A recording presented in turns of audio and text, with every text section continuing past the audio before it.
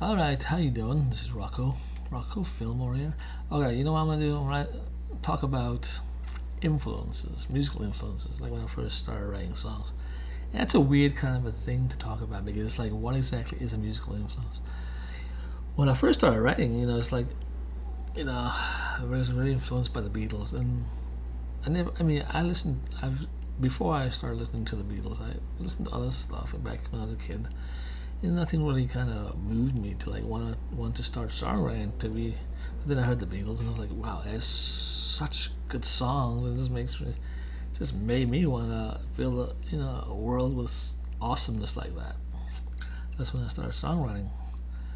Basically for the songs, it wasn't because I wanted to be famous or I think that's all a lot of people did for. It's like, oh, okay, we can make some money from this. Okay, we turn ourselves into a product. But no, I was like, I want to fill the world with songs, and it's like, it's sort of something about songs that made me so happy. So I wanted to fill the world, give it back to the world, happiness like that from music.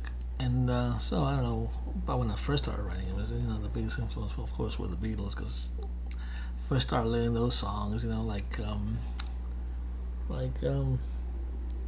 covers. You started learning how to, it's like when you learn other people's songs, you kind of learn how a song is, so you kind of know what goes into a song, and then you kind of start making your own.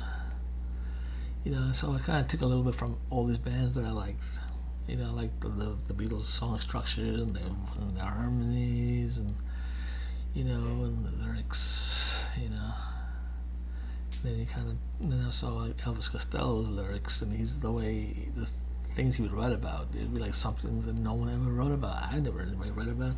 He write about, especially on like albums like Trust and Get Happy. All this out, and also Peter Bedroom. He's writing about these things that no one's ever written about. I mean, he write about Men Called Uncle, and the subject matter, White Knuckles, and Shot with His Own Gun, and You'll Never Be a Man, um, Possession, Temptation, Opportunity. Wrote all the songs. Quiet, Riot Act. Later on I wrote, and then also Spike and My Like a Rose. Those two albums, this sort of things. Harpy's Bazaar. It's like no one's ever wrote a song like that.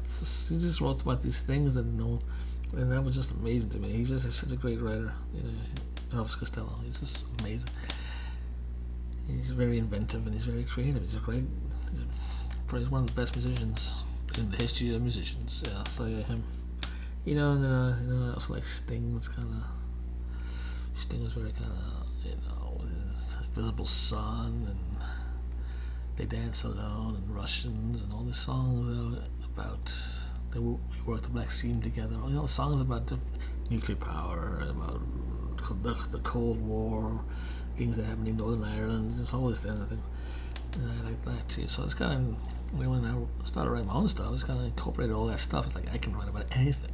I don't have to write just a love song. I can write songs about the way the world is, the way things are. Even and Steely Dan, that was another band that was kind of like that influence. I mean, you can write about anything. Write about anything, and there's so much. And the more different, the better. Why not be more, more creative with what you write about? It's like what we write about is important as the song itself. It's like a movie, and what the movie's about is very important. That's like. It's like when they make the same kind of movies everybody else does. Everybody's writing love songs, so it's like all the movies are like but the same. They all but the same thing. And it's like that's not very inventive. It's writing about different things. So it's not writing about emotions and people, the way people are, things I see. Yeah, and that kind of stuff. And that's kind of the so those guys were probably the most influential. Also, Pink Floyd's assembly stuff like Animals, that kind of stuff. People looking at themselves, like songs like Pigs and Dogs and Sheep.